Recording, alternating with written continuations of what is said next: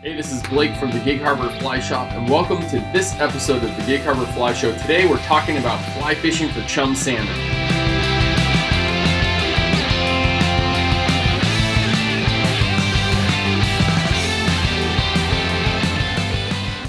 Chum salmon can be a really fun fish to get on the fly, especially here in Washington where they return to a lot of small estuaries and stage up in pretty large schools. You can actually sight fish to them and see them as they congregate. And they can be pretty aggressive, especially when they start to get schooled up in larger numbers. And so a couple things about fly fishing for chum salmon. First, we'll start with gear. For the gear, usually people will use a 7 to 9 weight fly rod with a full floating line, sometimes an intermediate line or floating line with an intermediate tip. Recently, I've been out fly fishing for chums. They've been hanging in pretty shallow water, and I've opted for a full floating line. I usually use a Rio outbound or outbound short. But the last couple of times out, I've been trying out a new line called the Rio Big Nasty, and full floating line, and it's been a great line. I've really enjoyed casting that. It's not the ideal line on every rod, but on faster action rods, it loads up the rod and minimizes false casts.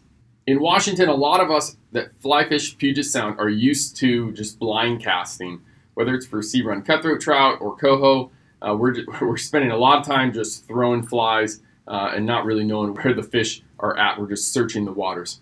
But with chums, one of the mistakes anglers make is that they just sit there and cast for them, which can spook the fish and put them down. It's important to know where the fish are at, and once you find them schooled up, to make sure that you're fishing the edges of the school. If you throw it to the middle of the school, they very commonly spook and take off, and you only have a few opportunities of spooking fish before they're not going to bite anything. Once you've located the fish and you make your cast, I'd make a long, steady pull just to get tight to the fly. And we'll talk about flies in just a minute because those are the most important part of the whole equation. And once I pull tight to the fly, then I'm thinking about where my fly is in the water depth. And so I want to make sure that my fly is in their face. And so I've seen fish, I see where they're holding in the general area. I'm looking at the depth of the water, and I'm going to make my cast, and I'm going to allow my fly to sink to the desired depth. I found that a lot of times that they'll move to the side and run a fly down a considerable distance, but will not easily come up for a fly or go down for a fly in deeper water. And so if you get in their depth, they'll come off the school to attack it, or the whole school will actually move over towards the fly. And so depth of fly is incredibly important. And when it comes to flies, chartreuse is definitely the favorite by anglers. That bright green fly really grabs the fish's attention and really incites a strike. There's other flies that work as well, and I've had a lot of luck with pink or fuchsia, purple, or even like an orange and gold. And at times, it doesn't seem like the fly really matters. The thing that I think that is the most important part is the depth of the fly. And so there's a lot of different flies that are out there for chums. And when I pick out a fly, I'm looking at the materials of the fly and how that's going to affect the sink rate of the fly. And so for those of you that are fly tiers, think about water depth and sink rates with flies. So if you're going to have a fly like this sparkle shrimp, it has a lot of webby hackle on this that creates quite a bit of resistance as it sinks. You might want to tie this fly with maybe a bead on the front of it or lead wrapped, but then it's harder to tell in the box which one's the weighted fly and which one's not.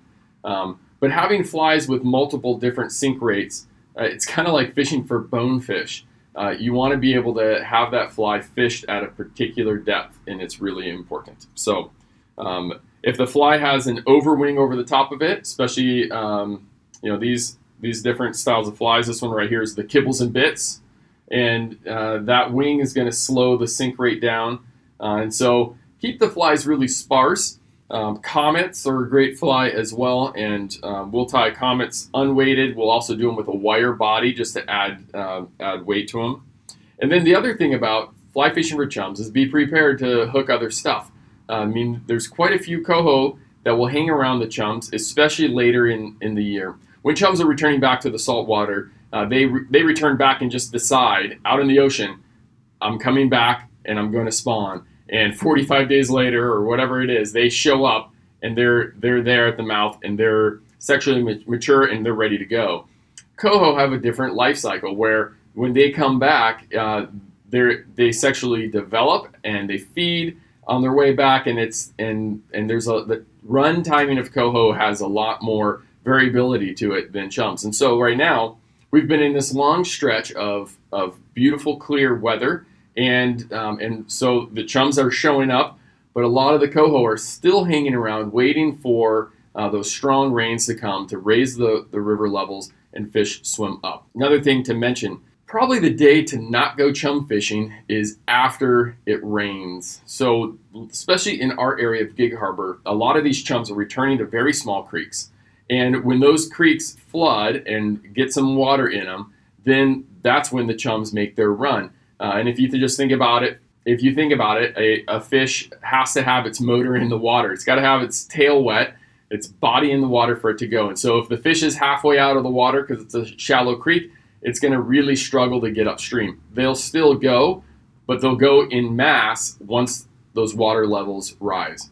So when you see the weather's been beautiful and calm and there hasn't been rain for a stretch, several days or maybe even over a week, that's the time to maybe call in sick to work, get out there and go after the chums.